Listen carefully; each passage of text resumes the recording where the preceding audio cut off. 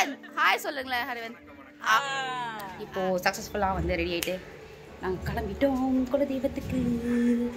சரி எப்படி இருக்க போது பயணம் எங்களுக்கே தெரியாது, பார்ப்போம். நல்லா தான் அமைய இறைவனை வேண்டிக்கிட்டு கிளம்பலாம். குலதெய்வ வழிபாடு என்பது ஒரு முக்கியமான வழிபாடு. ஏன்னா தெய்வத்துக்கிட்ட நம்ம வேண்டுகோள் வைக்கிறது வேற, அதே மாதிரி குலதெய்வத்துக்கிட்ட வழிபாடு வைக்கிறது வேற. அது எப்படி தெரியுமா, நம்ம செல்லமாக வந்து தாத்தா பாட்டிக்கிட்ட கேட்போம்ல, ரெக்வஸ்ட் பண்ணி எனக்கு இது செஞ்சு கொடு அது செஞ்சு கொடுன்னு. அந்த மாதிரி நம்ம உரிமையாக கேட்கலாம் நம்ம குலதெய்வத்துக்கிட்ட.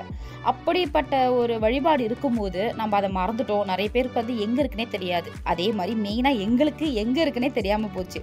ஸோ அம்மா கிட்ட அப்பா கிட்ட கேட்டு ஐடியா ஒரு போகலாம் டிசைட் பண்ணி நாங்கள் வந்த இடம் தான் சேலம். கண்டுபிடிக்கிறதே ஒரு பெரிய ஜேர்னியாக இருக்குது. இந்த வீடியோவில் ஃபுல் டு ஃபுல் நீங்கள் வந்து எப்படி நாங்கள் அந்த கண்டுபிடிச்சோம், ஒரு ஒரு ட்விஸ்ட் அண்ட் டர்ன்ஸ்லாம் இருக்குது இந்த வீடியோவில். வாங்க வீடியோக்குள்ளே போகலாம். இப்போ வந்து பார்த்தீங்கன்னா குலதெய்வத்துக்கு ஒரு நல்ல பெஸ்ட் பிளான் பண்ணி இங்கே சேலத்துக்கு வந்து இறங்கினதுக்கப்புறம் ஒரு அமுதம் ரெசார்ட்டில் தான் நாங்கள் தங்கணும், ஸ்டே பண்ணோம். ஸோ இங்கே வந்து பார்த்தீங்கன்னா அஃபோர்டபுளாக இருக்குது. அதே மாதிரி நம்ம ஃபேமிலி மெம்பர்ஸாக வந்தால் கொஞ்சம் கன்செப்ஷனும் பண்ணுறாங்க. அது ஹோம் ஸ்டே வந்து எப்போவுமே பெஸ்ட்டுங்க. நீங்கள் ரூம்ஸ் எடுக்கிறதுக்கு பதிலாக இந்த மாதிரி ஹோம் ஸ்டே வந்தீங்கன்னா டெஃபினட்டாக வந்து காஸ்ட் வைஸும் கம்மியாக இருக்கும். அதே மாதிரி ஒரு ஹோம் ஃபீல் நம்மளுக்கு கொடுக்கும். குலதேவதாய நம ஓம் கருப்பண்ண சுவாமி துணை. நல்ல மங்களகரமாக வணக்கம் செஞ்சிட்டீங்க இந்த இதில். இனிமே போயிட்டு சக்சஸ்ஃபுல்லா நம்ம என்ன பண்ண போறோம்னா கருப்பண்ண சுவாமிக்கு போயிட்டு பொங்கல் வச்சுட்டு கும்பிட போறோம். காஃபி எல்லாத்தையும் அதெல்லாம் சாப்பிட்டுட்டு அதுக்கப்புறம் நெக்ஸ்ட் அடுத்ததா வந்து நம்ம வந்து குலதெய்வத்துக்கு போயிட்டு பொங்கல் வைக்க போறோம். மார்னிங் பிரேக்ஃபாஸ்ட்டை முடிக்கிறதுக்கு சேலம் ஜங்ஷனுக்கு ஆப்போசிட்டில் இருக்க இந்த ஹோட்டலுக்கு தான் வந்தோம். உண்மையாகவே ஃபுட்டு அமேசிங்காக இருந்தது, மஸ்ட் ட்ரைனே சொல்லலாம். அதுக்கப்புறம் தான் எங்கள் பயணத்தை இங்கேருந்து ஸ்டார்ட் பண்ணோம். ஒரு பாத்திரம் வாங்குறதுக்கு கன்ஃபியூஷன்ஸாக இருக்குது. என்ன மாதிரி பாத்திரத்தில் வந்து குடுவையில் பொங்கல் வைக்கணும். இவங்க வந்து பிரியாணி டவுசால பொங்கல் வைக்கணும். ஏங்க இப்போ புதுசாக இருக்கிறதுனால அப்படியா? அதை காட்டி ஜலஜா எது வாங்க போவோம் குடோனுக்கு, வாங்க போவோம் குடோனுக்கு. மாமா சொன்னது என்னது? இது ஒரு குடுவை, இதுல பொதுவா வைப்பாங்க. அதுக்கப்புறம் கொஞ்சம் பெரிய லெவல்னா இது. ஓ அது கூட அழகாக இருக்குல்ல. ஆனா கரண்டி போட்டு கிண்ட முடியாது. இதுல கிண்டலாம். அதுல கிண்டலாம். வாங்க பானை மாதிரியே கொடுத்துருங்க, அப்பதான் கொஞ்சம் பொங்கல் வைக்க அழகா இருக்கும். அதுக்கு பட்டையெல்லாம் வச்சு தானே வைக்கணும். ஒரு இடத்துக்கு போனா அந்த மண்ணோட வாசம் இருக்கும் அப்படின்றதுக்காக ஒரு டிச்சியாக இருக்கணும் அப்படின்னு சொல்லிட்டு அங்கே ஒரு பானை செய்கிறவங்ககிட்டயே ஒரு 3 பானை வாங்கி நாங்கள் பொங்கல் வைக்கிறது தான் ஒரு பிளான். ஸோ எங்கள் மாமா அக்கா வந்து இதை சர்ச் பண்ணாங்க. நல்ல ஒரு கரெக்டாக ஹீட்டை தாக்கு பிடிக்கிற மாதிரி ஒரு பானையை செலக்ட் பண்ணோம். ஸோ அது மாதிரி அவங்களும் அழகாக தட்டி பார்த்து வாங்கி இப்படி தட்டி பார்த்து வாங்கினால எல்லாம் ரெடி ஆயிடுச்சு. எல்லா பூஜைக்கு தேவையான ஐட்டம்ஸ் வாங்கிட்டோம், எல்லாமே பக்கா. பட் எங்களுக்கு குலதெய்வம் எங்கே இருக்குன்னே தெரியாது. ஸோ அதை கண்டுபிடிக்கிறது தான் இப்போ எங்களோட பெரிய டாஸ்காகவே இருந்தது. ஸோ எல்லாத்தையும் கேட்டு அப்புறம் வந்து கதைகளை கேட்டுட்டு எங்கள் அம்மா சொன்ன பாதையை தெரிஞ்சுக்கிட்டு நாங்கள் ஒரு இடத்துக்கு வந்தது தான் இந்த கருப்பண்ண சுவாமி கூட. நாங்கள் நினச்சது ஒன்று, நடந்தது ஒன்று.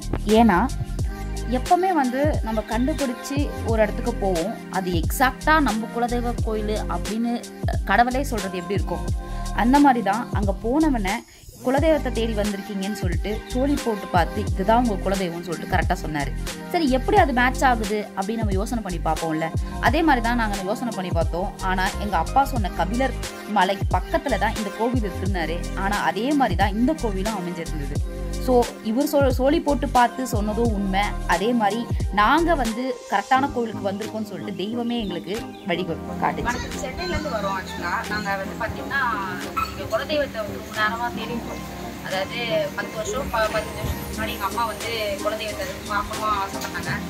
சரி அது வந்து எங்கள் அப்பா கூட்டிட்டு போனாங்க. எங்கள் அப்பா இல்லாதது வந்து சரி இப்போ கல்யாணத்து சமயத்தில் வந்து பொங்கல் வைக்கலாம் அப்படின்னு ஐடியா பண்ணோம். ஆனால் குலதெய்வம் எங்கே இருக்குன்னே எங்களுக்கு தெரியாது. ஸோ கூகுள் மேப் பார்த்து சேலம் வந்து ஜங்ஷன் வந்து தேங்காய் வந்து நாமக்கல் போகிற வழியில் இங்கே வந்து பார்த்திங்கன்னா கபிலமலை பக்கத்தில் வந்து பார்த்திங்கன்னா கருப்பண்ண சுவாமின்னு ஒரு நம்ம கோயில் ஒன்று இருக்குது. அதாவது குலதெய்வ கோயில். அங்கே வந்து பார்த்தீங்கன்னா ஐயா வந்து நமக்கு வழிகாட்டியாக வந்து நீங்கள் வந்த கோயில் இதுதான், பூசாரி வந்து இவர் தான் சொல்லிட்டு சொன்னார். இந்த மாதிரி கருப்பணசாமி வந்து ஒரு ஸ்டோரி போட்டு பார்த்து நம்மளுக்கு சொல்லி கொடுத்தாரு. அந்த குறி சொன்னதோடு தான் எங்களால் நான் திருப்தியாக இருந்து முடிஞ்சது. நம்ம இந்த கோயிலுக்கு தான் கரெக்டாக வந்திருப்போம் அப்படின்னு சொல்லிட்டு ஐடென்டிஃபை பண்ண முடியுது. இந்த உத்தரவு கொடுத்தாரு சொல்ல போனால். அப்புறம் வந்து நீங்கள் என்னையா வந்து இப்போ இந்த கோயிலோட விசேஷத்தை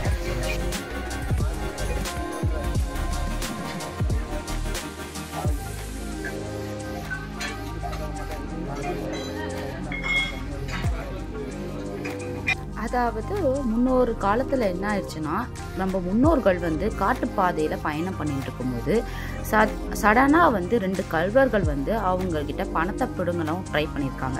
அப்படி ட்ரை பண்ணும்போது அவர் உயிருக்கு பயந்து ஓடி ஒரு சின்ன மரத்து கீழே ஒரு கல்லை பிடிச்சிக்கிட்டு என்னை காப்பாற்று, என் தலைமுறையாக உன்னை வணங்குறோம் அப்படின்னு சொல்லிட்டு நம்பிக்கையாக கண்மூடி வேண்டியிருக்காரு.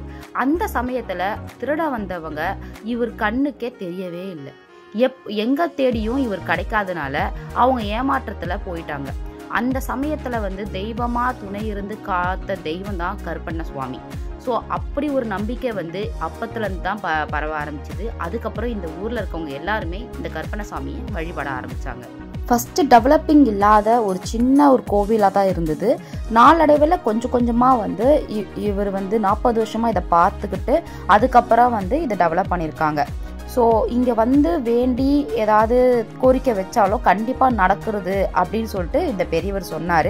அதே மாதிரி ஊர் மக்களும் இதை ரொம்பவே நம்புகிறாங்க. இவர்கிட்ட அப்படியே பேசிட்டு அந்த கதைகள்லாம் கேட்டுட்டு அதே மாதிரி யார் நன்கொடை பண்ணுறாங்க, உபயம் யார் பண்ணியிருக்காங்க அப்படின்னு சொல்லிட்டு இருந்தார். அதுக்கப்புறம் கொஞ்சம் கொஞ்சமாக இந்த கோவில் விரிவாக்கின ஸ்டோரியும் வந்து அவர் சொல்லிட்டு இருந்தார். ஸோ இங்கே நம்பி வந்து நம்ம வேண்டிக்கிட்டா கருப்பணசாமி கண்டிப்பாக நம்மளுக்கு துணை இருப்பாருன்னு சொல்லிட்டு சொன்னார். அவர்கிட்ட உத்தரவாதம் வாங்கிட்டு அங்கேருந்து நம்ம கிளம்பணும். அடுத்ததாக பார்த்தீங்கன்னா அதே ஊரில் நாமக்கல் டு சென்னை போகிற வழியில் பெரிய கோவிலாக கருப்பணசுவாமி கோவில் அங்கே அமைஞ்சிருந்தது. சரி அங்கேயும் போய் பார்த்துடலாமே சொல்லிட்டு ஃபேமிலியாக நாங்கள் அந்த கோவிலுக்கும் போய் பார்த்தோம். இந்த கோவில் இன்னும் பிரம்மாண்டமாக இன்னும் விஸ்வரூபம் எடுத்த சிலைகளோட நாங்கள் இங்கே காட்சி கொடுத்தாங்க. பாருங்க சரிங்க, நீ எதனா ஆக்ஷன் காட்டு, நீங்க எதனா ஆக்ஷன்.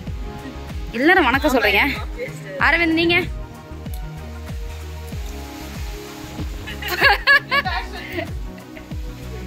கொஞ்ச நேரம் அங்கேயே டைம் ஸ்பெண்ட் பண்ணிட்டு ஃபோட்டோ எடுத்துட்டு வீடியோ எடுத்துட்டு அடுத்ததாக லஞ்சு சாப்பிட்றதுக்கு ஸ்ரீ யுக்தா பவனுக்கு வந்து சாப்பிட்டோம்.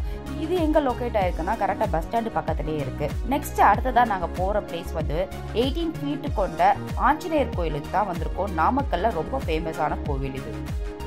இன்னும் கொஞ்சம் டைம் இருந்ததுனால பக்கத்தில் இருக்க நரசிம்மர் கோயில் பிரம்மாண்டமான கோவில், எப்படின்னா மலையே குடைஞ்சி செஞ்ச கோவில் சொல்கிறாங்க. அந்த கோவிலுக்கு போய் பார்த்துட்டு அங்கேயும் கொஞ்சம் நேரம் சாமி கும்பிட்டு டைம் ஸ்பெண்ட் பண்ணிவிட்டு ஸோ எல்லா கோவிலும் பார்த்துட்டு ஹாப்பியாக அங்கே வந்து கிளம்பணும். 3 days வந்து எங்களுக்கு சூப்பராகவே எங்களுக்கு இருந்தது. அது மட்டும் இல்லாமல் எல்லா கோவிலையும் நாங்கள் கவர் பண்ணிட்டோம். நாமக்கல், சேலம், அது மட்டும் எங்கள் குலதெய்வ கோயில். ஸோ வேறு ஒரு வீலாகோட சந்திப்போம். அன்டில் தென் சைனிங் ஆஃப் ஸ்ருதி. இப்படிக்கு உங்கள் கிரேசி பெண்ணே. மறக்காமல் லைக் பண்ணுங்கள், கமெண்ட் பண்ணுங்கள், சப்ஸ்கிரைப் பண்ணுங்கள். பாய்.